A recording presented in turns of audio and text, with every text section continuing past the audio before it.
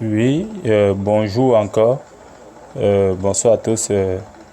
C'est le promoteur des cours des formations en maintenance des groupes électrogènes, Monsieur Louis Martin Djemani, et assisté par Monsieur Moukouma Paul.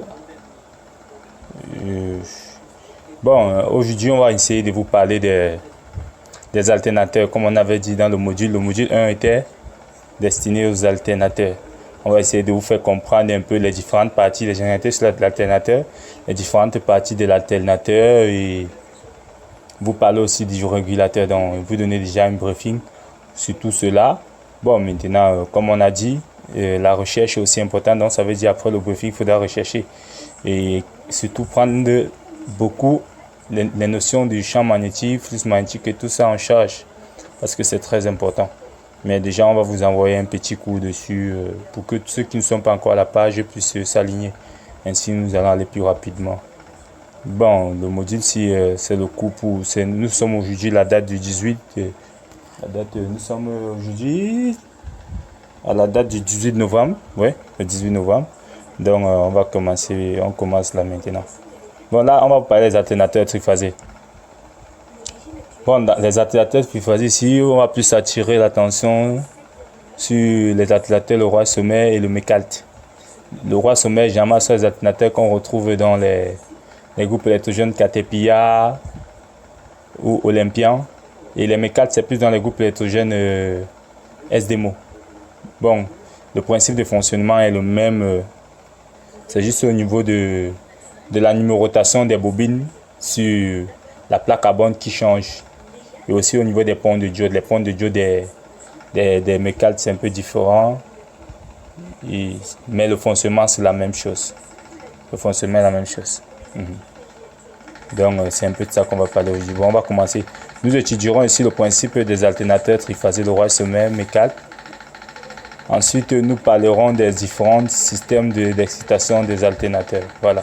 Déjà, à part les alternateurs, on a plusieurs marques qui font des alternateurs. On a Stanford aussi qui fait dans des alternateurs. On a plusieurs marques en fonction de tes moyens aussi. Voilà. On va commencer par le stateur principal. Le stateur d'excitation, autant pour moi. C'est un élément de l'alternateur. Le stateur principal, encore appelé inducteur d'excitation, il a pour but de générer un champ d'excitation dans le bobinage et est raccordé à l'AVR, antidépendanteur régulateur de tension. Il y a ses sorties E-, E+. Évidemment, vous pouvez observer le stateur d'excitation ici. Lui, il est raccordé à l'AVR. Donc l'AVR lui donne une tension E-, E+, qui permet qu'il crée un champ magnétique dans son bobinage. Et ce champ magnétique, ensuite, va créer un FME au niveau du rotor d'excitation. Mais pour le moment, on est sur le stateur d'excitation. Donc le stateur d'excitation, lui, il est branché à l'AVR. Et lorsque le groupe est encore éteint, au moment T égale à 0, on va dire comme ça, T égale à 0,1 seconde peut-être, le stateur d'excitation a dans son bobinage un petit champ remanent qui reste toujours. C'est ce champ qui au moment quand tu démarres le groupe, il va dans le bobinage du rotor d'excitation. Le rotor d'excitation aussi produit une petite tension qui va dans le rotor principal. Le rotor aussi principal produit un petit champ magnétique qui crée une tension dans le stateur principal. Et quand ce petit champ magnétique est créé, il crée une tension triphasée dans le stateur principal. Cette tension triphasée revient au niveau de l'AVR. L'AVR se règle maintenant. Donc c'est pour ça que l'AVR maintenant, lui, il prend dans lui, il puise dans lui-même un courant plus fort qu'il renvoie au niveau du stateur d'excitation avant que l'électricité, la tension augmente. Mais le phénomène est tellement rapide que tu ne peux pas constater parce qu'on dit la lumière, il va à plus de 300 000 km par seconde. Donc vous voyez, c'est très très rapide. Mais c'est pour ça que quand vous avez un groupe qui ne débite pas, quand tu regardes l'AVR, il faut toujours te rassurer. Il faut toujours te rassurer aussi de regarder le bobinage, de prendre les résistances là-bas et pouvoir, les résistances et les isolements, pour voir si ce n'est pas un problème de court-circuit ou de bobine coupée. Donc, on va continuer. Ouais, et là aussi, on a le rotor d'excitation. Le rotor d'excitation. Voilà, on va vous présenter le rotor. Bon, le rotor d'excitation, le voici. Donc son rôle c'est quoi? Il tourne dans le stator d'excitation et est encore appelé induit d'excitation. Il a pour rôle de créer une FME grâce au champ créé au niveau du stator d'excitation dans son bobinage en triphasé puis est redressé via un pont de diode de 6 diodes pour produire une tension continue destinée à l'alimentation du rotor principal. Exactement. Donc le rotor d'excitation est monté déjà dans le stator d'excitation. Maintenant, à l'intérieur, il y a une FME. Maintenant, lui, il reçoit le champ magnétique créé au niveau du stator d'excitation. Cela le permet lui aussi de créer une tension. Cette tension qui passe par des ponts de diode pour devenir continue, parce qu'il crée une tension alternative pour devenir continue. Ainsi, il envoie cette tension continue dans le rotor principal. Parce qu'il y a deux bornes de rotor principal, une entrée et une sortie qui est connectée directement à la sortie. E-, E+ des ponts de diode, au niveau du stator, du rotor d'excitation. Donc, le processus est très simple comme vous voyez. C'est juste une affaire de champ magnétique, redressement, tension. Donc c'est un peu ça. Donc c'est ça le rôle du rotor d'excitation. Son rôle est de prendre la tension, de créer une tension triphasée qui va envoyer qui va rendre continu et plus tard l'envoyer dans le rotor principal. Le rotor, quand il reçoit cette tension continue, il se comporte maintenant comme un aimant à deux pôles, pôle nord, pôle sud. Ceci est valable même pour les groupes monophasés, mais la différence c'est que là on a pu l'AVR, on a pu peut-être des condensateurs ou peut-être des petits AVR, mais qui ont à l'intérieur des bobines dans le stator qui jouent les rôles d'excitation et tout. Mais là c'est un domaine un peu plus, je vais dire plus petit, mais plus complexe aussi, mais pas vraiment très compliqué. Donc là on est sur les alternateurs triphasés. On va plus insister sur le triphasé. Parce que si vous comprenez le principe ici, et que à travers les abacs qu'on va vous envoyer, vous pourrez travailler facilement. D'accord. Bon, c'est un peu ça. C'est un peu voilà voici le rotor d'excitation. Le voilà, il est monté sur le même arbre que le rotor principal. Mais lui, il est là, comme vous voyez la flèche indique. Et le pont de diode est monté directement sur la roue, sur le rotor d'excitation. Donc c'est un peu ça. Bon, les rotors, c'est le même principe que ce soit des SDMO, les Olympiens. C'est juste le pont de diode qui est différent. Mais dans une photo plus bas, je vais vous montrer le rotor d'excitation des SDMO. Voilà, là on va parler des ponts de diode. Voici les ponts de diode généralement pour les alternateurs olympiens. Donc pour les marques olympiens de South Afrique.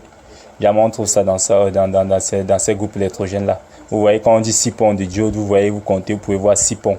Et vous pouvez voir la sortie avec une varistance. Qui est la varistance qui joue le rôle de protection. Et vous pouvez voir en face de la varistance, il y a d'autres sorties. Sur cette sortie, parfois, je pense que sur cette sortie, c'est connecté, le rotor principal s'est connecté là. Sur cette sortie. Donc, vous voyez la varistance. Après la varistance, donc là, le rotor. Et en pratique, vous allez mieux voir la chose. Donc, il y a des choses vraiment que c'est dans le plus détail, ce sera en pratique où on va carrément démonter un groupe électrogène, un alternateur complet et vous montrer réellement comment c'est branché. Chacun aura le temps vraiment de voir de quoi il est question. Bon là maintenant, comme on a dit, lui son rôle c'est de redresser la tension alternative créée au bon du rotor d'excitation qui transforme en continu pour injecter dans le rotor principal. Bon, le rotor principal, encore appelé roue polaire parce que elle a 4 pôles. Ça veut dire 2 pôles sud, 2 pôles nord. Roue polaire, le rotor est la partie mobile de l'alternateur. Il est à l'origine des variations du champ magnétique grâce à la tension continue aussi des ponts de diode montés sur le rotor d'excitation. Je pense que j'ai parlé du rotor principal ici. Donc le rotor principal reçoit la tension continue créée au bord des ponts de diode. Puis cette tension continue permet de créer un champ magnétique variable. Ce champ magnétique variable va créer une variation de flux au niveau du bobinage du stateur principal, et c'est ça, on aura une FME, il va créer une tension triphasée en fonction du rebobinage à l'intérieur. Donc c'est un peu voilà un peu le rôle du stateur, du rotor principal. Vraiment, le groupe électrogène, c'est très simple, il faut juste travailler, retravailler, c'est ça. Beaucoup de lectures, beaucoup. Vous pouvez voir le rotor principal là, le voilà, comme indique la flèche, il est monté sur le même arbre que le rotor d'excitation. Voilà. Donc vraiment, c'est vraiment très simple. Là, on va vous parler du stateur principal. Le stateur principal, encore appelé induit, c'est la partie fixée de l'alternateur. C'est à travers lui qu'il y a naissance de la FME dans chacune de ses phases. Donc, quand on dit chacune de ces phases, on veut dire chacune de ces bobines de sortie. Ce sont ces sorties qui sont connectées à la plaque à borne de l'alternateur. L'alimentation de l'AVR en 110 volts en 50 Hz provient de la plaque à borne montée sur le stateur. Donc dans un système shunt, on va vous parler de ça. Il y a une tension 110. La tension 110 est la tension qui alimente, dans tous les systèmes déjà, la tension 110 c'est la tension qui alimente le régulateur. Et cette tension provient, vous voyez, cette tension provient de la plaque à borne. Du groupe électrogène. Parce que le bobinage du stateur est coupé en 6 bobines qui produisent chacune 110. Et lorsqu'on met les bobines en série 2AD, on a 220, 2AD, on a 220, 2AD, on a 220. Et les sorties de chaque les sorties maintenant des bobines, c'est ça qui crée le neutre. Et les entrées créent les tensions qu'on connaît, les tensions triphasées. C'est pour ça que quand on prend la tension entre la sortie et l'entrée, on a une tension 220. Mais quand on prend entre les sorties, entre les entrées, on a plutôt 380 ou 400. Quand je dis entrée, c'est vous dire par rapport au bobinage, c'est pas compliqué. C'est pour ça que vous allez voir sur une plaque à borne, il y a les endroits où on a jumelé carrément deux bobines. Vous allez voir deux sorties sont jumelées. C'est parce que là on a créé le lien entre 110 plus 110. Donc on a mis les bobines en série pour avoir le 220. On nous a dit à l'école que si on avait besoin de mettre, quand on met deux tensions en série, la tension, elle s'additionne. Je pense que c'est ça. Donc, vous pouvez voir un stateur là. Et le stateur est bien là. Et voici sa plaque à borne. Maintenant, on va parler un peu du régulateur. Le régulateur de tension. On dit son rôle, il permet d'ajuster le courant d'excitation en fonction de la tension en sortie. C'est ça le rôle du régulateur. Donc le régulateur contrôle la tension à la sortie via le 110 qui vient à lui sur le système chaîne. Et son système à lui s'adapte en fonction de cette tension à la sortie. Donc le régulateur, vraiment, c'est très important. C'est très important dans un groupe électrogène. Et le régulateur diffère en fonction des puissances du groupe électrogène, en fonction des marques, mais le fonctionnement reste le même. Ouais, c'est sur le régulateur qu'on peut régler, comme vous le disiez, on règle la stabilité, on règle parfois, on change les fréquences. Quand on veut que le groupe fonctionne à 60 Hz, il y a une broche là où il faut par exemple supprimer le pont pour changer la fréquence, ou on met un court-circuit, où on annule le court-circuit pour changer la fréquence à 50 à 60. Je pense qu'on va vous envoyer les schémas des régulateurs, vous aurez le temps de bien voir. Bon, il y a aussi une broche qui est destinée à régler à régler la tension à distance. Donc c'est bien un potentiomètre. Là, c'est pour éviter toujours d'entrer de démonter le groupe électrogène s'il y a un problème, et toujours être en train de manipuler le régulateur, vu que c'est un instrument très cher et très sensible. Voilà. Donc, il diffère comme vous lisez là. Là, vous pouvez voir les différents régulateurs. Et ça, ce sont les régulateurs peut-être pour les Olympiens, Caterpillar. Ça, c'est pour les SDMO.